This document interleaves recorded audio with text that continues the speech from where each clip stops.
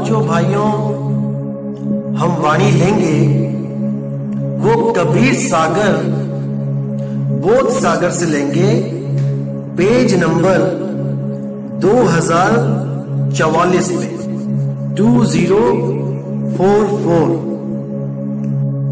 जीव धर्म बोध से, जो बोध सागर का ही एक पार्ट है, तो उसमें से आज वाणी लेंगे।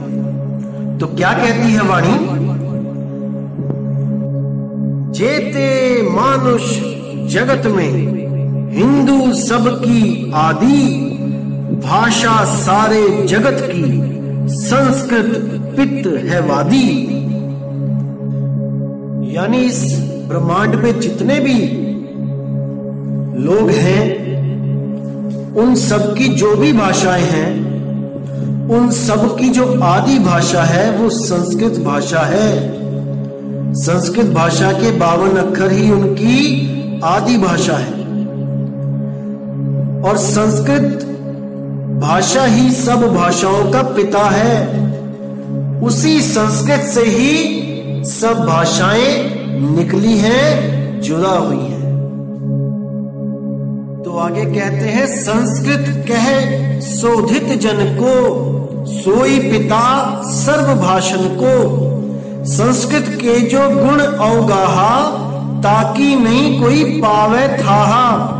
वेद की संस्कृत जो आही, अब के पंडित समझत नाही। एक सूत्र के अर्थ अपारा, कह सब निज निज मति अनुसार।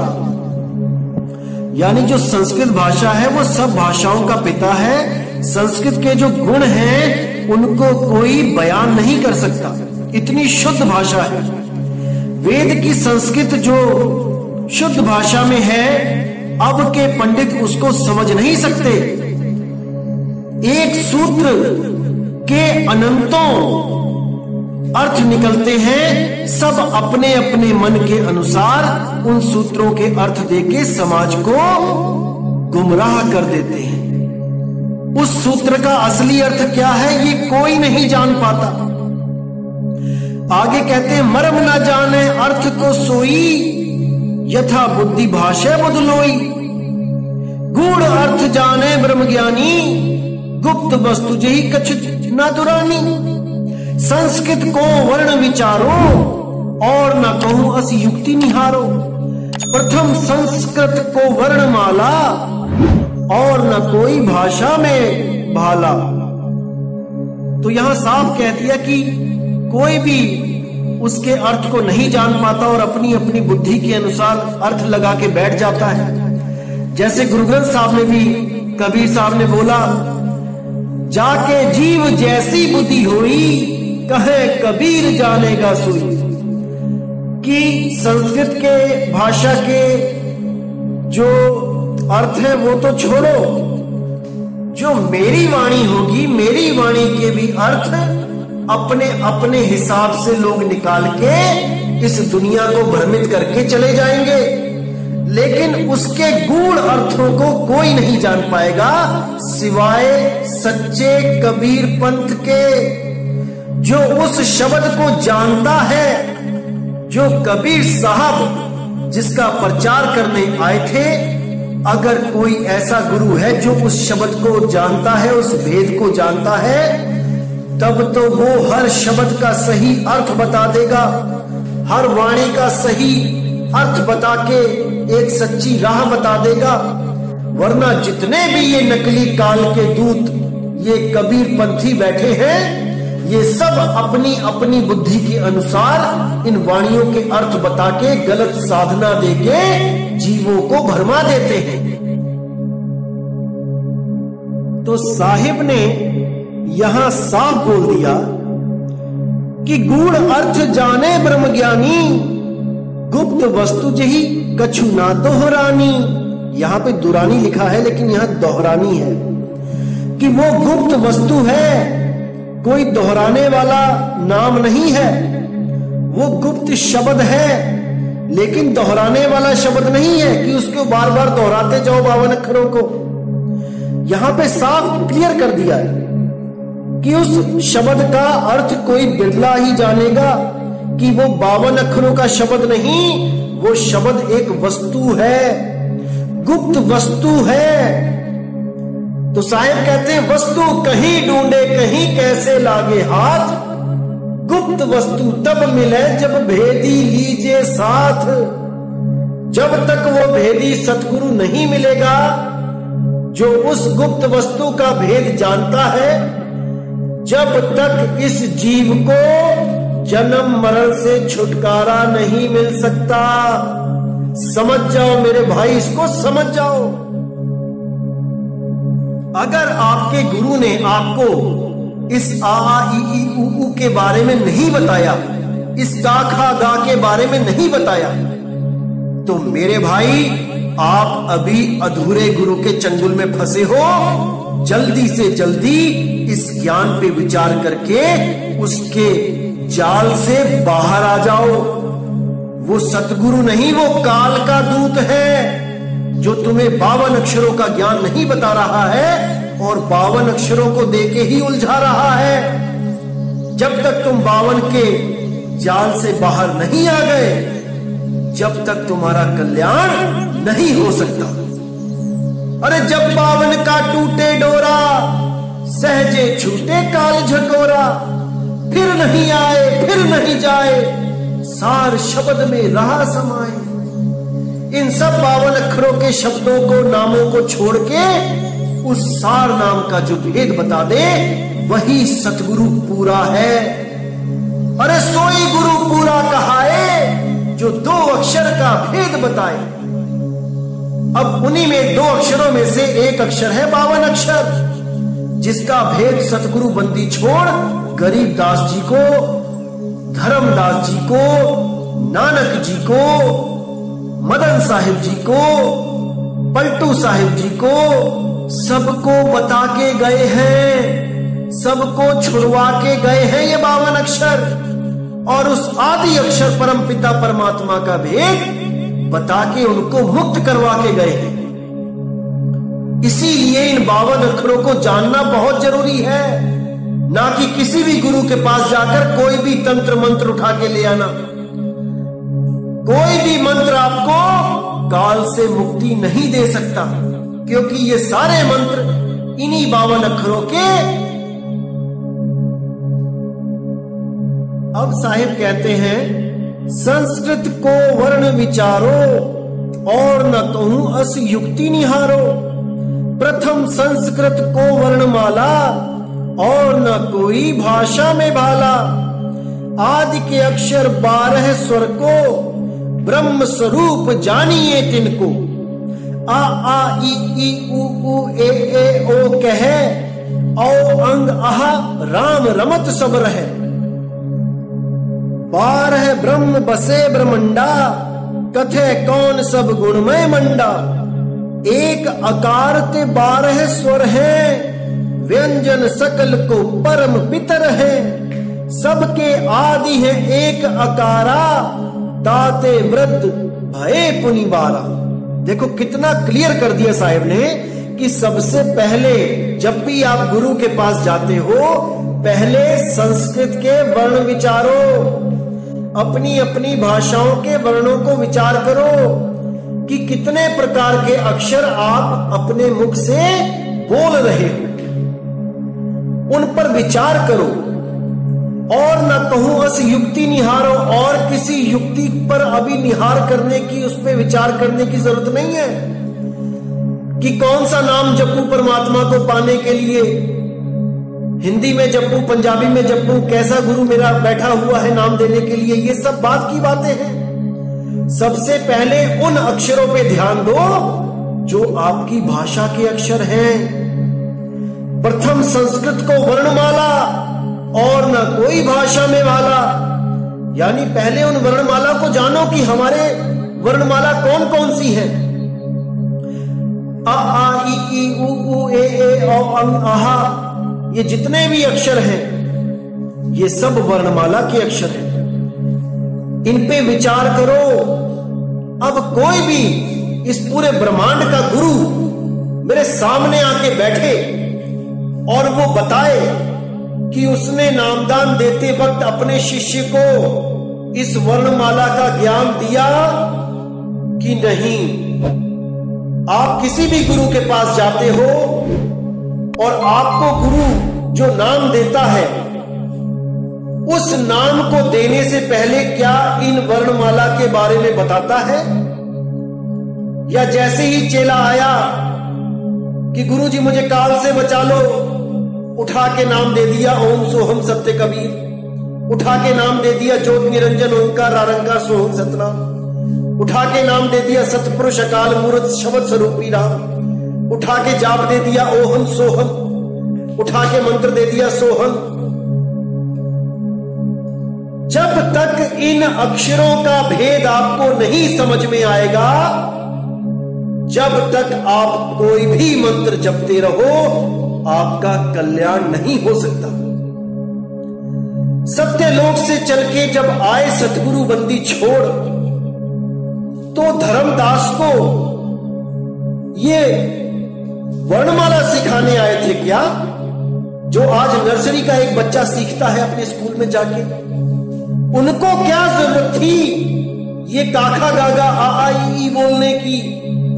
क्या इन अक्षरों को बताना जरूरी था उस काल भगवान से इस जीव को छुड़ाने के लिए? विचार करो मेरे भाई, विचार करो, क्यों बोला गया ये ज्ञान कबीर सागर में?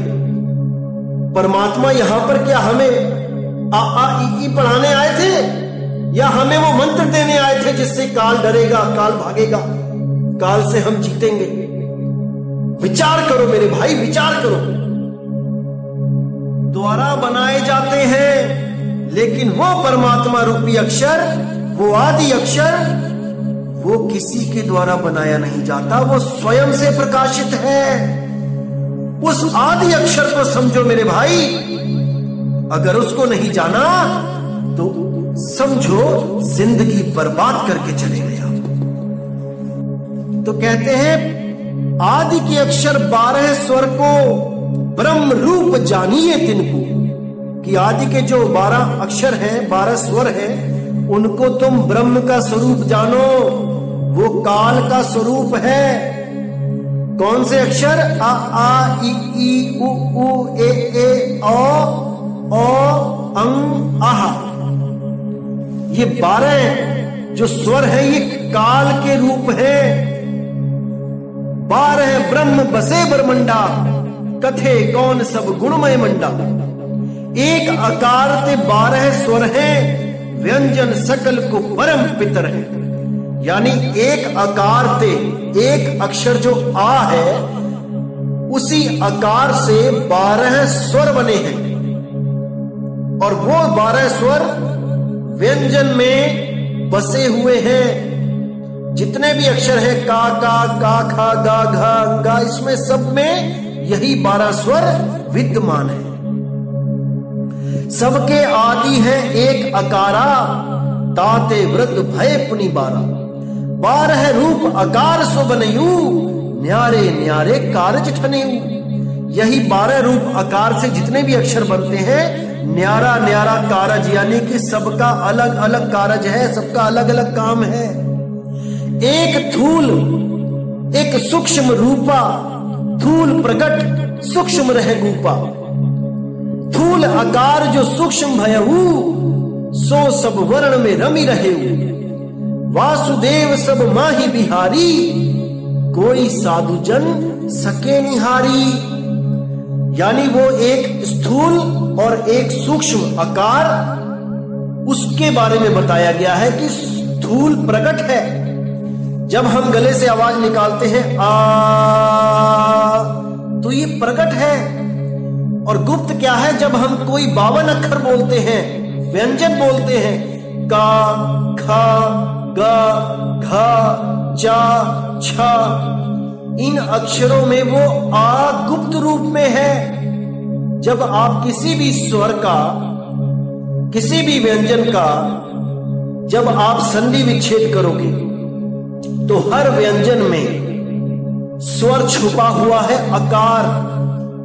जैसे बोला क, तो क प्लस आ, ख ख प्लस आ, ग ग प्लस आ, ऐसे ही वो सूक्ष्म रूप में गुप्त रूप से प्रकट है।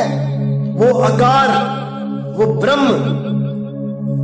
वासुदेव सब माही बिहारी, कोई साधु जन सके निहारी। वासुदेव सब में विहारी यानी विहार करता है, उसमें प्रकट है हर अक्षर में, लेकिन कोई साधु जन ही उसको जान सकता है। लेकिन वो अक्षर क्या है? वो ब्रह्म है, वो आकार ब्रह्म है, कह आकार है। उस अकह आकार को कोई नहीं जान सकता जो पावन से न्यारा है। इस कह आकार को तो हिंदी भाषा के, व्याकरण भाषा के जो ज्ञानी हैं वो भी जान सकते हैं कि ये आकार छुपा हुआ है वर्णमाला में। इसका मतलब ये नहीं कि वो भेदी सद्गुरु हो गए। वो कह आकार को तो जान सकते हैं, लेकिन अकह आकार को जान नहीं सकते। जो ऐसा आकार है जो कहा नहीं जा सकता, उसको केवल अनुभव किया जा सकता है जब भेदी सतगुरु उसका भेद बताता है।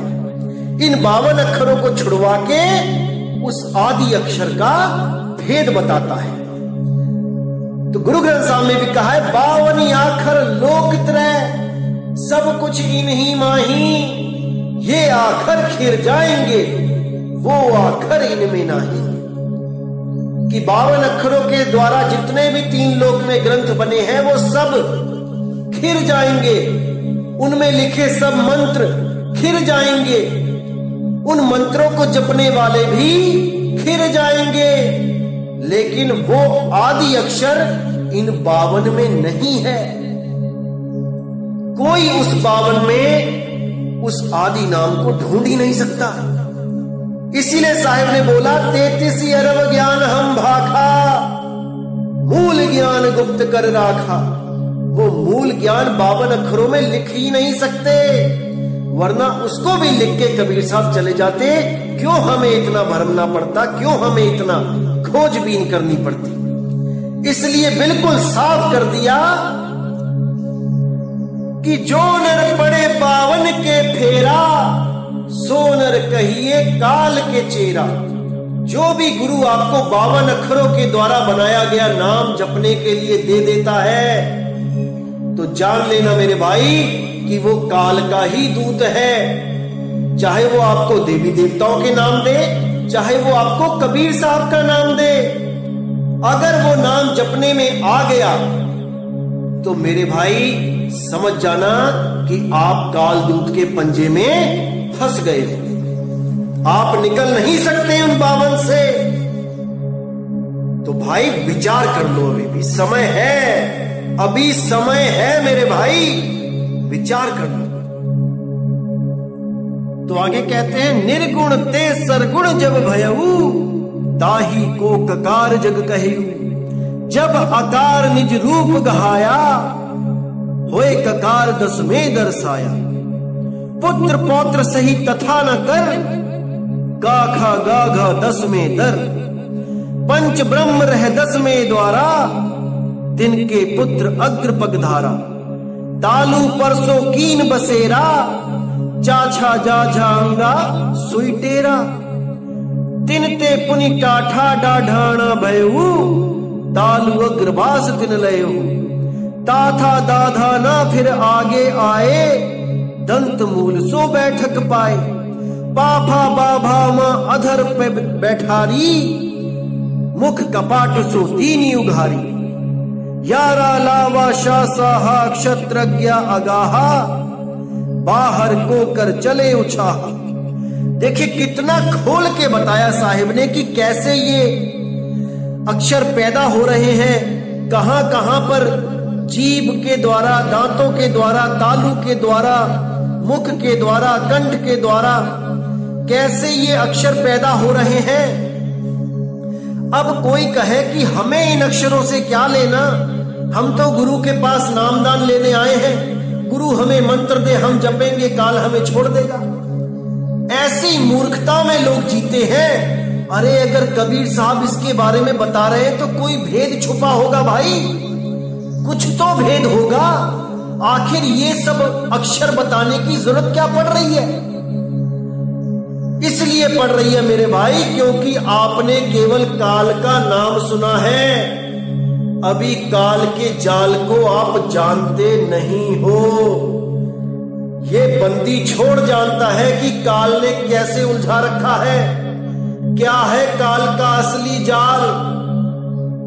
इसी जाल को धर्मदास को अच्छी तरह समझाया जा रहा है कि धर्मदास अच्छी तरह समझ लो ये 52 अक्षर कैसे पैदा होते हैं। यही काल का जाल है। जीवों की आस इन्हीं मंत्रों से, इन्हीं अक्षरों से जोड़ दी गई है। इन्हीं अक्षरों को तोड़ मोड़ के, जप के, नए नए अक्षर पैदा करके जीवों को उलझाया गया है। जो जीव विवेकी होगा वो इन 52 अक्षरों से बाहर आ जाएगा, वरना इसी अक्षरों में, इन्हीं अक्षरों में उलझ पुलझ के इस मनुष्य जन्म को बर्बाद कर देगा। इसीलिए गुरु ग्रंथ साहब ने बोला, कबीर साहब ने 52 आखर जोरे आन, सके न आखर एक पहचान, कि 52 अक्षरों को जोड़ जोड़ के नए से नए नाम बनाकर इस जीव ने अपने लिए खुद एक जाल बिछा लिया है। उस जाल को जब तक ये नहीं तोड़ता, जब तक उसकी मुक्ति नहीं हो सकती। यही जीव मन के द्वारा जितने भी अक्षर बनाता है, उन्हीं अक्षरों के जाल में फंसता जाता है। सतगुरु वो होता है जो इन 52 अक्षरों को खोल के समझाए और उससे बाहर कर दे, उन 52 अक्षरों से न्यारा कर दे, जिसके लिए गरीबदास जी ने भी बोला, 52 आखर लेख राम रंग होरी हो, वो आखर या में नाही राम रंग होरी हो। अरे कागज कलम कलेस राम रंग होरी हो, वो रहे शेष का शेष राम रंग होरी हो। ये 52 अक्षर कलेश है मेरे भाई, कलेश। और कलेश के लिए साहिब ने बोला है कि कलेश तुम्हारा मुक्ति का दाता नहीं हो सकता। 52 अक्षर तुम्हारे मुक्ति के दाता नहीं हो सकते।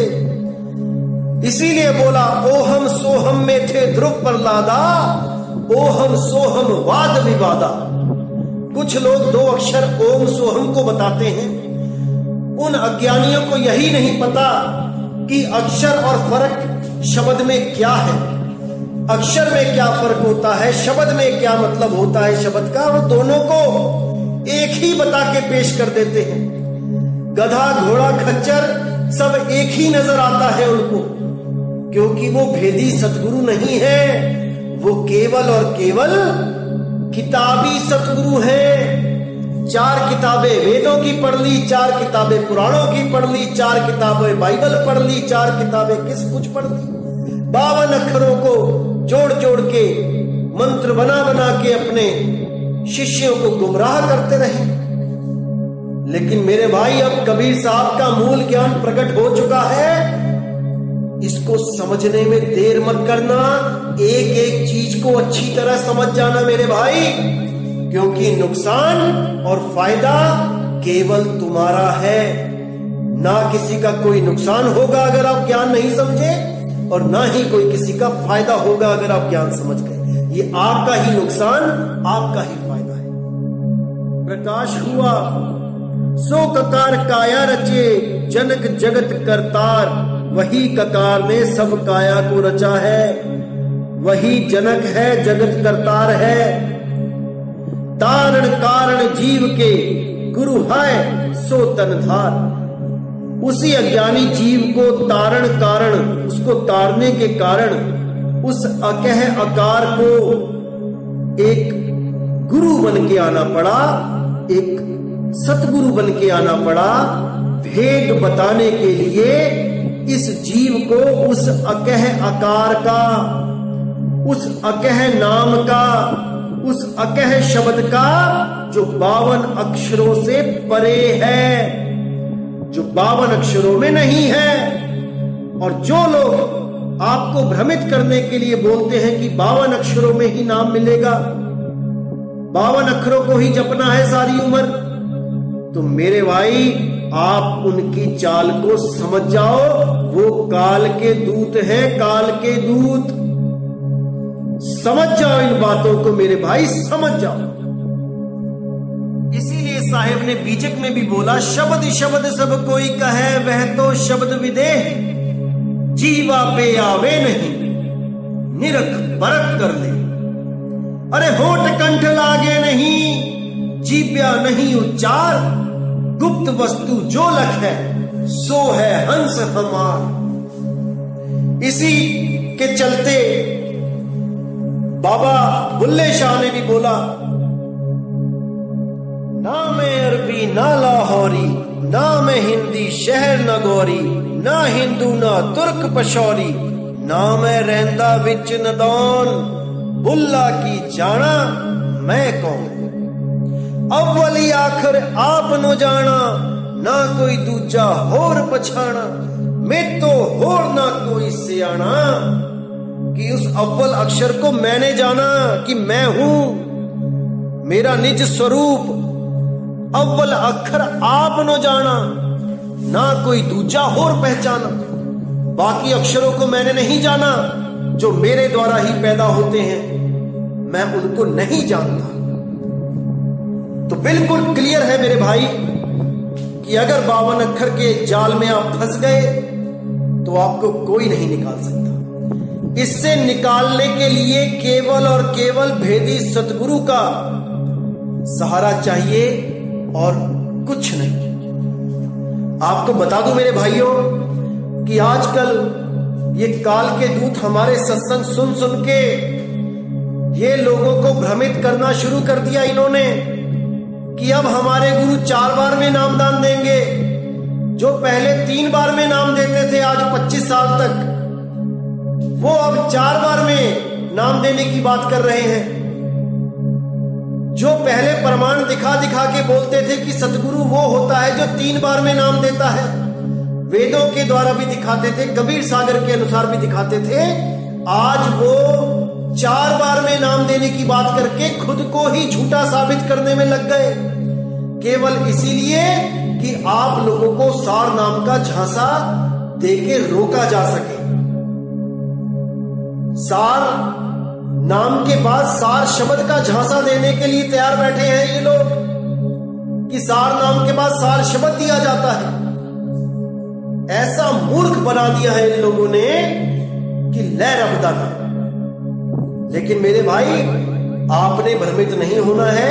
परमात्मा ने आपको बुद्धि दी है, आप उनसे सवाल जवाब करो कि आज तक जब 3 बार में नाम दिया जा रहा था, आज 4 बार में कैसे हो गया। कल तक वेदों का सहारा ले लेके हमें यकीन दिलाया जा रहा था कि परमात्मा वो बंदी छोड़ सतगुरु रूप धारण करके आते हैं, 3 बार में नाम देते हैं। अब वो 4 नाम में कैसे बदल गया। आप सवाल करो मेरे भाइयों, क्योंकि जीव आपका है, कल्याण आपको ही करना है, कोई और नहीं आने वाला। ये आपने ही विचार करना है। तो मेरे भाइयों, इसी के साथ मैं सत्संग समाप्त करता हूं और परमात्मा से दुआ करता हूं कि आप सब मेरे भाइयों की दिव्य दृष्टि खुले, आपका विवेक जगे और आप सत्य और असत्य को पहचान सकें।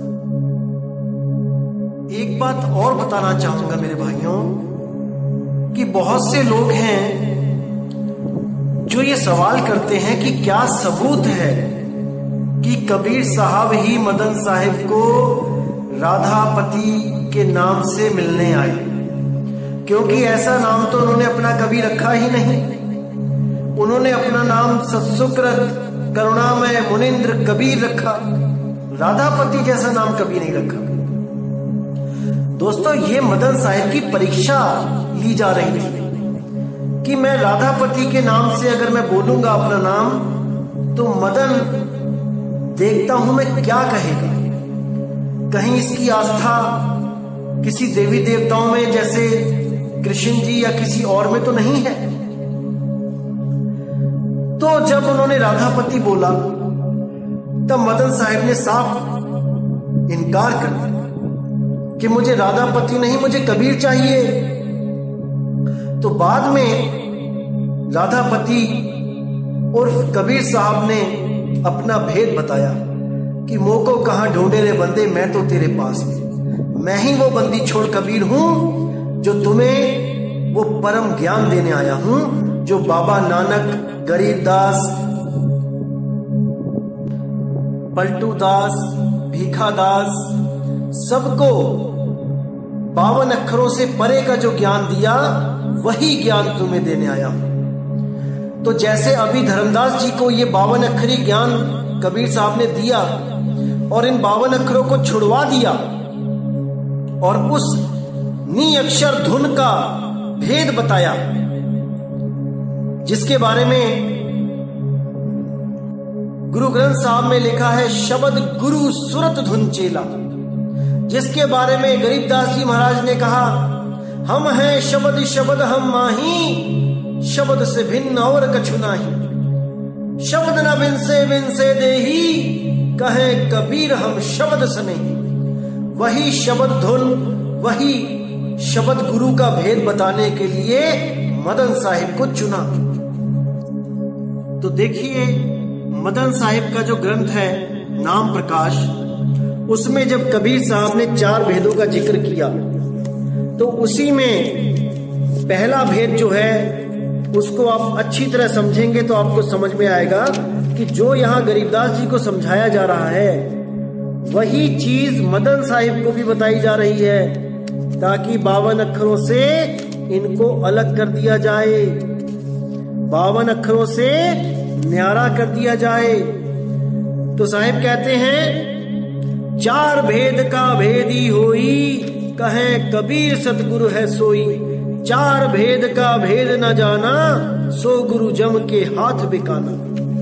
जो गुरु 4 भेद का रहस्य नहीं जानता वो गुरु यमराज के हाथ अपने शिष्य को बेच देता है। तो आप नाम प्रकाश में बड़े आराम से, सहजता से, विवेक के द्वारा पढ़ सकते हैं पहला भेद क्या है। प्रथम भेद जो पौका कहिया, 3 लोक जाके वस रहिया। प्रथम भय वस तीनों देवा, मूल जान पौकीनी सेवा। लख नहीं परी मूल की बाणी, छाया मूल मूल पहचानी। जोगी जति तपी सन्यासी, पौके फंदे फिरे उदासी। सुर नर मुनिगण गंधर्व देवा, लखा न काहू पौका भेवा। पीर औलिया नबी रसूला, पौका करक मिटा नहीं शूला। पौके फंदे सब पची मुए, बिन गुरु मुक्ता कोई ना हुए। तो वहां पे भी साफ अर्थ बता दिया साहिब ने कि सतगुरु मदन साहिब कहते हैं कि सर्वप्रथम मैं पौ अर्थात माया 52 अक्षरों के रहस्य का उद्घाटन करता हूं। जिन 52 वर्णों के वश में तीनों लोग समाहित हैं, अर्थात समस्त प्राणी 52 अक्षरों में उलझे हुए हैं, संकल्प विकल्प रूपी बंधन में बंधे हुए हैं। जब जैसा संकल्प प्राणियों के मन में उठता है वे तब वैसा ही अच्छा और बुरा कर्म करने लग जाते हैं। 52 अक्षरों द्वारा संचालित कर्म चक्र ही प्राणियों के बंधन का मुख्य कारण है। सर्वप्रथम सृष्टि के प्रारंभ में ही ब्रह्मा विष्णु महेश 52 अक्षरों के संकल्प विकल्प में बंध गए। यही नहीं, उन्होंने इन 52 अक्षरों को ही अपना कर्ता धर्ता ठहराकर सेवा वंदना करना प्रारंभ कर दिया। इन सबों को आदि परमात्मा के स्वरूप का कुछ भी ज्ञान नहीं रहा। इन्हीं 52 के मंत्र बना बना के ब्रह्मा विष्णु महेश पीर पैगंबर औलिया ऋषि मुनि महर्षि लोग उन्हीं 52 अक्षरों में उलझ गए। उन्हीं का नाम जपते जपते अपना जन्म बर्बाद करके चले गए। इसीलिए साहिब ने जिसको भी साहिब मिले 52 अक्षर का भेद खुल के बताया और 52 से उनको न्यारा कर दिया। जब 52 का टूटे डोरा, सहजे छूटे काल झकोरा। फिर नहीं आए फिर नहीं जाए, सार शब्द में रहे समाये। उसी नी अक्षर धुन में हमेशा के लिए जीवात्मा ये सुरती समा जाती है, टिक जाती है। उसके बाद वो भी अडोल अबोल अकह हो जाती है, उसका भी आना जाना खत्म हो जाता है मेरे भाई। तो भाइयों, जो भी गुप्त भेद है वो 2 आकार का है। एक आकार निर्बंध है, एक आकार बंधन में है। बंधन आकार को त्याग के निर्बंध आकार को प्राप्त करना है।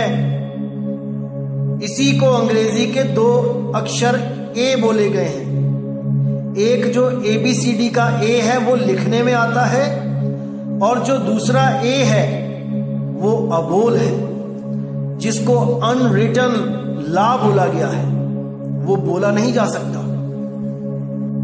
वो लिखा नहीं जा सकता। लिखने बोलने से न्यारा है। जैसे मानो कि 2 शेर हैं, एक जंगल का शेर जो निर्बंध है और एक सर्कस का शेर जो सर्कस में चाबुक से डर के मारे एक कुर्सी से दूसरी कुर्सी पे बैठता है। उस बंदे से डरता है जो उसके सामने कुछ भी नहीं है। वो चाहे तो एक पंजा मार के उस आदमी को खत्म करे, लेकिन वो अपने स्वरूप को नहीं जान पाता, इसलिए वो डरता है।